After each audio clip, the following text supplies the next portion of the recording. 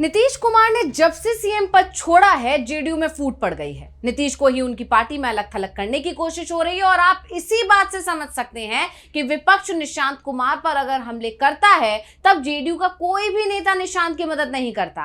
नीतीश पर होने वाले हमले पर भी वो चुप्पी साध जाता है, लेकिन बिहार में विपक्ष का कोई नेता अगर पीएम मोदी पर कोई बड़ा आरोप लगा दे तो जेडीयू के तमाम नेता पीएम मोदी के बचाव में सामने आते दिखाई देने लगते हैं।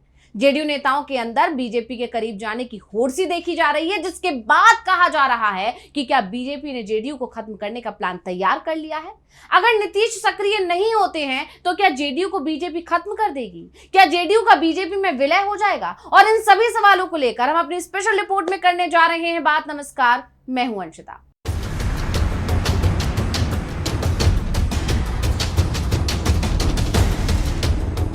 बीजेपी जेडीयू को खत्म करने के बहुत करीब पहुंच चुकी है। जल्द ही जेडीयू बंटने वाली है, क्योंकि नीतीश के राज्यसभा जाते ही पार्टी दो धड़ों में बंट गई और इसके पीछे सिर्फ और सिर्फ बीजेपी है, क्योंकि दोनों ही गुट बीजेपी के करीबी हैं। बस फर्क मामूली है, एक थोड़ा ज्यादा करीबी है और दूसरा उससे थोड़ा कम। और राजनीति में कब कौन ज्यादा करीबी हो जाए इसका अंदाजा नहीं लगाया जा सकता, इसलिए दोनों में यह साबित करने की होड़ लग गई है कि बीजेपी किसे अपना ज्यादा करीबी मानती है। जेडीयू में ये जद्दोजहद चल ही रही है, लेकिन इसने ये जरूर बता दिया है कि जेडीयू अब खत्म होने की कगार पर है, या हो सकता है विपक्ष की भविष्यवाणी सही साबित हो जाए और जेडीयू का बीजेपी में विलय ही हो जाए।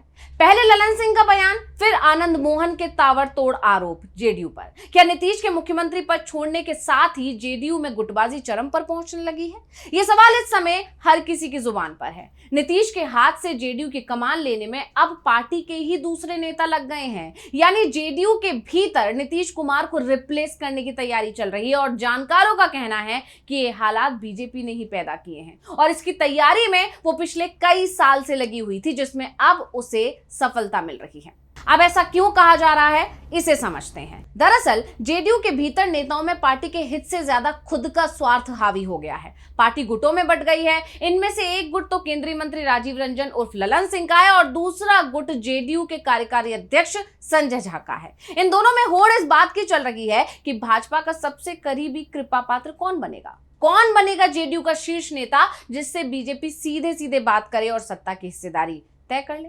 अब पहले बात करते हैं जेडीयू के कार्यकारी अध्यक्ष संजय झा की। तो आप जानते ही हैं कि संजय झा बीजेपी से ही जेडीयू में आए हुए हैं, इसलिए ज्यादा करीब होने का दावा करने लगे हैं। बतौर कार्यकारी अध्यक्ष संजय झा खुद को नीतीश कुमार के बाद का उत्तराधिकारी समझते हैं और जेडीयू का कमान अपने हाथ में संभालने की जुगत बढ़ा रहे हैं। और इसके बाद दूसरे हैं जेडीयू के पूर्व राष्ट्रीय अध्यक्ष और केंद्रीय मंत्री राजीव रंजन उर्फ ललन सिंह।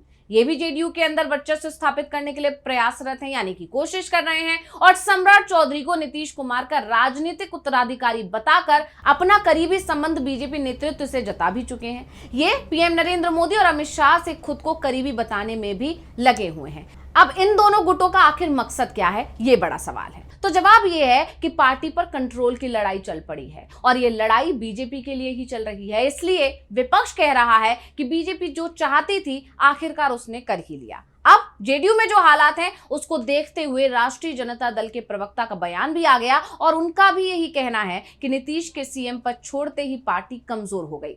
उन्होंने कहा, जेडीयू के अंदर नीतीश कुमार के जीवित रहते ही उनसे नेतृत्व छीनने की लड़ाई शुरू हो गई है। ये लड़ाई संजय झा और केंद्रीय मंत्री राजीव रंजन उर्फ ललन सिंह के बीच शुरू हो गई है। एजाज अहमद ने यह भी कहा कि ये दोनों अपने अपने समर्थकों की फौज खड़ी कर बीजेपी के सामने जेडीयू का सबसे बड़ा नेता बनना चाहते हैं। इनकी मंशा है बीजेपी से बार्गेनिंग स्वयं करें और नीतीश कुमार को साइड कर दें। ये गठबंधन धर्म में टिकट बांटने या उम्मीदवार तय करने का केंद्र बनना चाहते हैं और आज आनंद मोहन इतने बड़े बड़े आरोप लगा रहे हैं, लेकिन प्रतिरोध किसी भी स्तर पर नहीं हो रहा है। उन्होंने ये भी कहा कि पार्टी के अंदर जो नीतीश कुमार के समर्थक हैं वो पूरी तरह से कमजोर और असुरक्षित महसूस कर रहे हैं। बीजेपी के नरेंद्र मोदी और अमित शाह ने जेडीयू को अपनी गिरफ्त में ले लिया है। आप जानते ही हैं, विपक्ष जो अभी कह रहा है वो पहली बार नहीं कहा है, बल्कि ये कहा जा सकता है कि विपक्ष ने तो पहले ही भविष्यवाणी कर दी थी कि बीजेपी की नजर जेडीयू पर है। जब से नीतीश कुमार ने दोबारा बीजेपी से हाथ मिलाकर 2024 में बिहार में एनडीए की सरकार बनाई थी, तभी से विपक्ष कह रहा है कि जेडीयू को पता भी नहीं चलेगा और बीजेपी उसे खत्म कर देगी। इसके बाद विधानसभा चुनाव के दौरान भी विपक्ष अपने दावे पर कायम रहा, क्योंकि विपक्ष जो कह रहा था वो दिख भी रहा था। बीजेपी धीरे धीरे जेडीयू का आधार ही कम कर रही थी। यही नहीं, वक्फ संशोधन कानून को ठीक बिहार चुनाव से पहले लाकर बीजेपी ने जेडीयू के आधार को कमजोर करने की कोशिश की।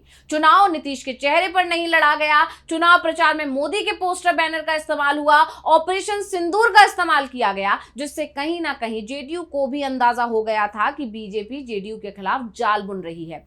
कई बार जेडीयू ने नीतीश के नाम की घोषणा करने की बात कही। खुद निशांत कुमार ने अपील की कि नीतीश के नाम का ऐलान कर दिया जाए। 25 से 30 एक बार फिर नीतीश के नारे भी जेडीयू नेताओं की तरफ से लगाए गए, पोस्टर्स छपवाए गए, लेकिन फिर भी बीजेपी आलाकमान ने मुख्यमंत्री के लिए नीतीश के नाम का ऐलान नहीं किया। यही नहीं, हमेशा बड़े भाई की भूमिका में रहने वाली जेडीयू को इस बार बराबर की सीटें दी गई, जिससे जेडीयू को समझ में आ गया कि जेडीयू को अकेले दम पर इतनी सीटें तो लानी ही होंगी जिससे वो बार्गेनिंग पावर रखे।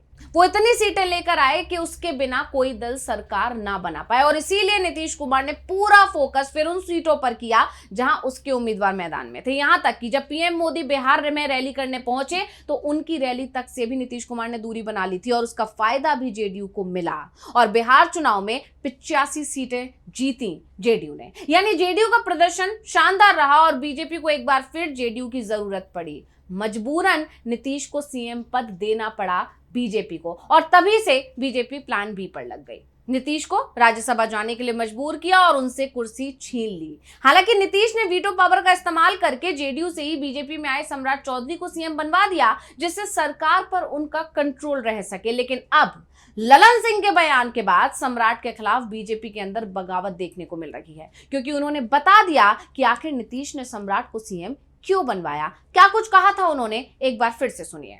तो नीतीश कुमार जी ने जब छोड़ने का फैसला किया तो अपना उत्तराधिकारी भी उन्होंने ही तय किया कि सम्राट चौधरी मेरा उत्तराधिकारी होगा, और सम्राट चौधरी के हाथ में उन्होंने दिया।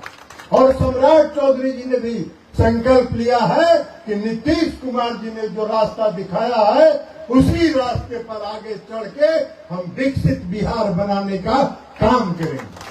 तो ये परिवर्तन। अब उनके इस बयान को लेकर कहा जा रहा है कि सम्राट को किनारे लगाने के लिए संघ के इशारे पर ही ललन ने यह बयान दिया है, जिससे बीजेपी नेताओं में यह संदेश जाए कि सम्राट अगर कुर्सी पर रहे तो काम नीतीश और जेडीयू के लिए ही करेंगे। ऐसे में उनका हटाया जाना ही बेहतर है। यानी पहले नीतीश को हटाया और अब उनके कहने पर सीएम बनाए गए सम्राट को हटाने की भी प्लानिंग शुरू हो गई है। यानी बीजेपी जेडीयू का नाम ही मिटाने में लग गई है, या कहा जा रहा है कि या तो जेडीयू का विलय हो जाएगा या फिर जेडीयू बीजेपी के रंग में रंग जाएगी। यानी पावर बीजेपी के कठपुतली जेडीयू नेताओं के हाथ में होगी, जिससे पार्टी वही करेगी जो बीजेपी चाहेगी, क्योंकि दोनों गुटों के बीच जेडीयू के वो नेता भी हैं जो समता दल से जदयू के सफर में साथ थे, खासकर लवकुश समीकरण के साथ अति पिछड़ा और दलित विधायक। इस गुट में नेताओं की संख्या भी बहुत कम है, और ये गुट काफी समर्थ नहीं है। यहां तक कि ये गुट नीतीश कुमार के खिलाफ दिए गए बयान का भी पलटवार करने में असमर्थ है। इसलिए विपक्ष कह रहा है